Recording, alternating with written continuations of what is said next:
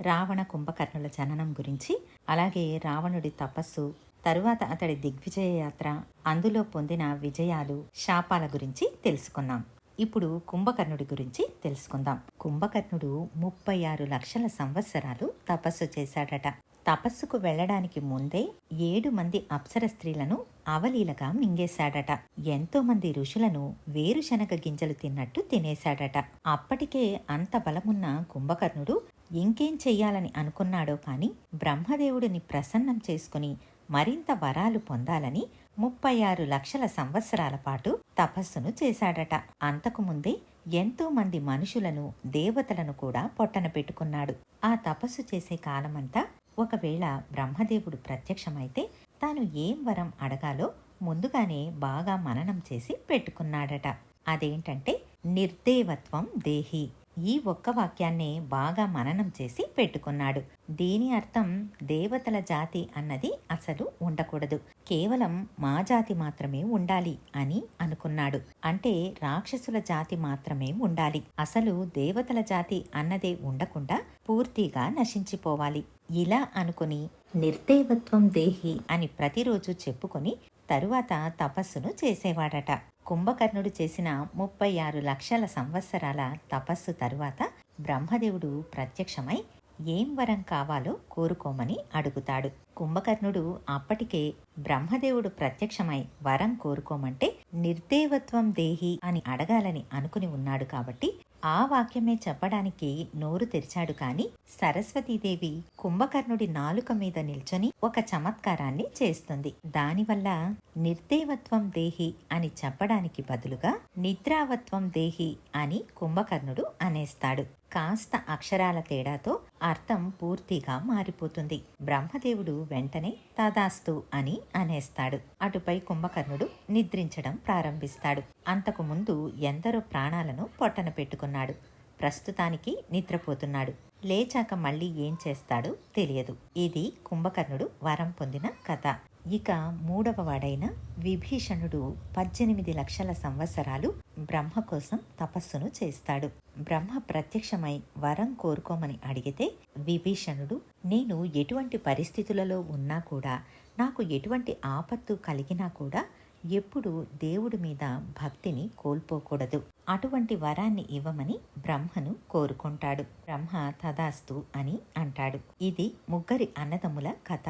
ఇందులో రావణుడు, కుంభకర్ణుడు లోక కంటకులై ప్రజలను పీడిస్తున్నారని భూమి మీద పుట్టి వాళ్లను సంహరించి భూభారాన్ని తగ్గించమని దేవతలు విష్ణుమూర్తికి మొరపోతున్నారు.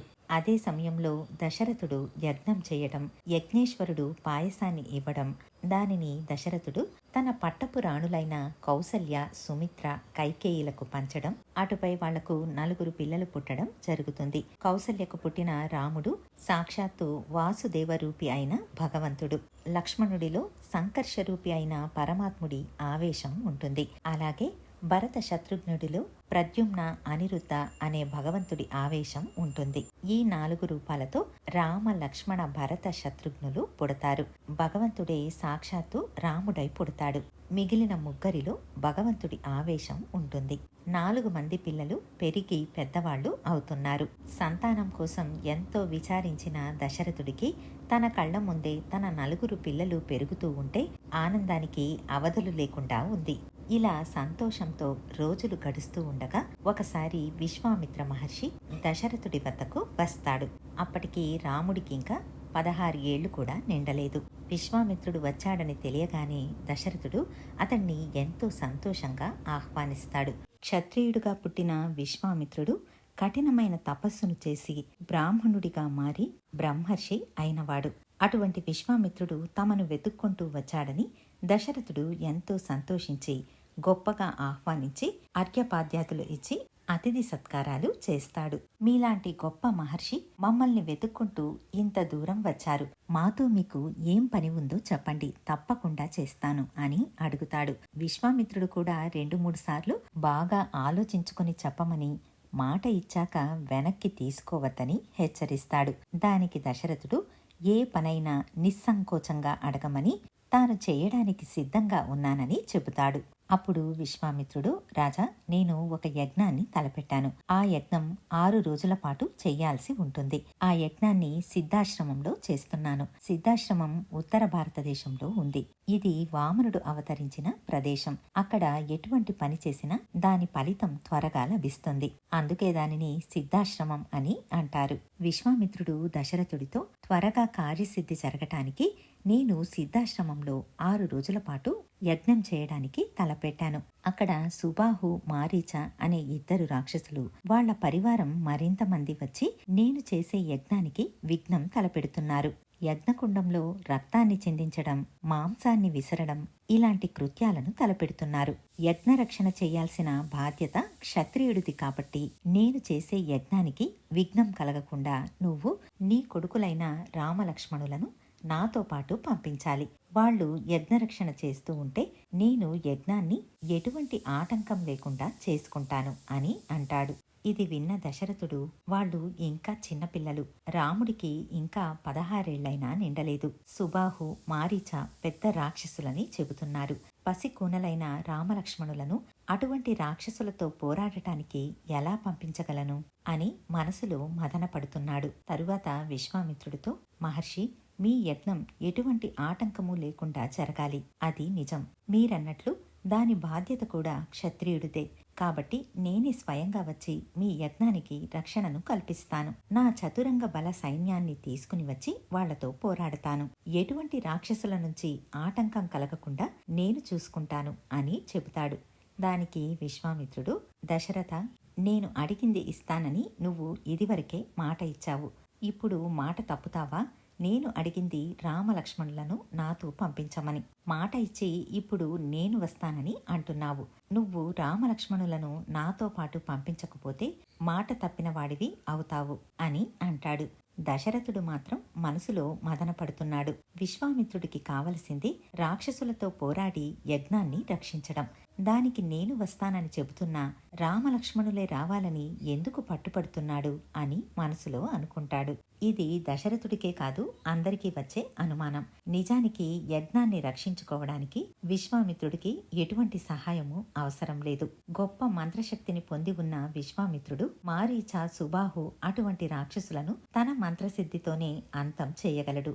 కాని రామలక్ష్మణులనే పంపించమని పట్టుబడటానికి కారణం అతడికి వేరే సంకల్పం ఉండటం వల్ల.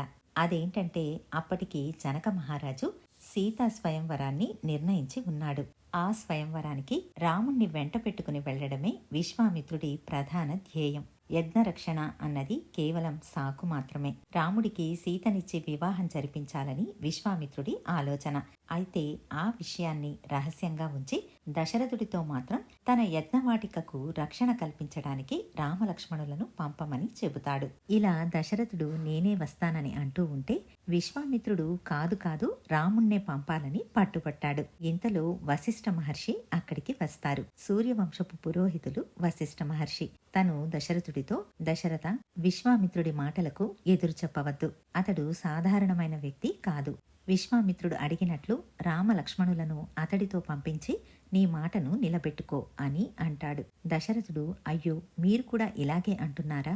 పసికోనలైన వాళ్లను క్రూరమైన రాక్షసులతో యుద్ధానికి ఎలా పంపించాలి అని విచారిస్తాడు. దానికి వశిష్ఠుడు, రాజా, నువ్వు రామలక్ష్మణులకు కేవలం తండ్రివి మాత్రమే. అయితే వాళ్ల సమర్థత ఏంటో నాకు తెలుసు. యుద్ధంలో రాముడి ముందు ఎవ్వరూ నిలవలేరు. నువ్వు అటువంటి ఆలోచనలు ఏమీ పెట్టుకోకుండా ధైర్యంగా వాళ్లను విశ్వామిత్రుడితో పంపించు అని చెబుతాడు. దశరథుడు ఇక చేసేది లేక రామలక్ష్మణులను విశ్వామిత్రుడితో పంపిస్తాడు. విశ్వామిత్రుడు రామలక్ష్మణులతో 4 అడుగులు వేశాడో లేదో దశరథుడు పరిగెత్తుకుని విశ్వామిత్రుడి వద్దకు వచ్చి, మహర్షి, నా పిల్లలకు ప్రతిరోజు వాళ్ళ అమ్మ చేతిలో వేడి నీళ్లతో స్నానం చేసే అలవాటు. దయచేసి మీరు వాళ్లకు స్నానానికి వేడి నీళ్లను ఏర్పాటు చేయండి అని చెబుతాడు. విశ్వామిత్రుడు తప్పకుండా అని చెప్పి ముందుకెళతాడు. మళ్లీ 2 అడుగులు వెయ్యగానే దశరథుడు పరిగెత్తుకుని వచ్చి, మహర్షి, మా పిల్లలకు ఏదో ఒక చిరుతిండి తినడం అలవాటు. అలాగే మెత్తటి పరుపులపై పడుకోవటం అలవాటు. అలాంటి వాళ్ళు అడవిలో ఆ రాళ్ళు రప్పలపై ఎలా పడుకోగలరు? అక్కడ ఉన్న ఆకులనే పరిచి వాళ్ల నిద్రకు ఏర్పాటు చేయండి అని చెబుతాడు. ఇలా దశరథుడు విశ్వామిత్రుడితో పాటు తన పిల్లల్ని పంపటానికి ఎన్నో రకాల ఆలోచనలతో విచారిస్తూ ఉంటాడు.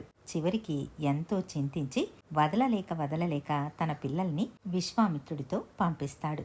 తరువాత విశ్వామిత్రుడు వాళ్లకు బల, అతిబల అనే మంత్రాలను ఉపదేశిస్తాడు. బల అనే మంత్రాన్ని ఉచ్చరించడం ద్వారా వాళ్ళు ఆహారం ఏది తీసుకోకపోయినా బలవంతులై ఉత్సాహంగా ఉంటారు. అతిబల అనే మంత్రాన్ని ఉచ్చరిస్తే క్రూర మృగాలు ఏవి దగ్గరికి రావు.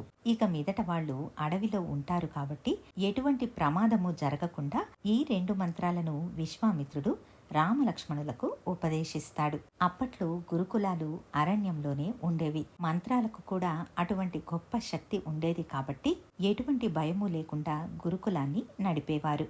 విశ్వామిత్రుడు రామలక్ష్మణులు అడవిలో నడుచుకుంటూ వెళుతున్నారు. ఇంతలో చీకటి పడడంతో ఆ అరణ్యంలోనే నిద్రకు ఉపక్రమిస్తారు. బాగా అలసిపోయి ఉండడం వల్ల నిద్ర పట్టేస్తుంది రామలక్ష్మణులకు. మరుసటి రోజు ఉదయం శ్రీరాముడు ఇంకా లేవలేదు. విశ్వామిత్రుడు లేచి శ్రీరాముడిని ఎంత బాగా లేపుతారంటే ఆ శ్లోకం జగత్ ప్రసిద్ధికెక్కి ఇప్పటికీ మనం ప్రతిరోజు చెప్పుకుంటాం. ఆ శ్లోకమే కౌసల్య సుప్రజ రామ పూర్వ సంధ్య ప్రవర్తతే ఉత్తిష్ట నరశార్థూలం కర్తవ్యం దైవమాహ్నికం. ఎంతో ప్రసిద్ధికెక్కిన ఈ శ్లోకం విశ్వామిత్ర మహర్షి శ్రీరామచంద్రుణ్ణి లేపడానికి చెప్పిన శ్లోకం. అటుపై రామలక్ష్మణులు లేచి సంధ్యావందనాలను పూర్తి చేసుకుంటారు. విశ్వామిత్రుడు శ్రీరాముడికి బ్రహ్మాస్త్రాన్ని కూడా ఉపదేశిస్తాడు. ఇక్కడ విశ్వామిత్రుడు మంత్రాలను అన్నీ తెలిసిన భగవంతుడికి ఉపదేశించడమేంటి అన్న అనుమానం కలుగుతుంది. అయితే విశ్వామిత్రుడు రాముడికి మంత్రాలను ఉపదేశించడం వల్ల అది అతడికి పుణ్యం. ఆ పుణ్యాన్ని సంపాదించడం కోసమే విశ్వామిత్రుడు శ్రీరామచంద్రుడికి మంత్రాలను ఉపదేశిస్తాడు. వాళ్ళు అరణ్యం గుండా సిద్ధాశ్రమాన్ని చేరటానికి తమ ప్రయాణాన్ని కొనసాగిస్తున్నారు. ఇంతలో శ్రీరామచంద్రుడు ఒక పెద్ద పర్వతాన్ని చూసి అదేం పర్వతమని అడుగుతాడు. దానికి విశ్వామిత్రుడు అది పర్వతం కాదని ఎముకల గుట్ట అని చెబుతాడు. ఇది విన్న రాముడు ఆశ్చర్యపోయి ఎవరు చేశారీ పని అని అడుగుతాడు. ఆ తరువాత ఏం జరిగిందో మరో వీడియోలో చూద్దాం.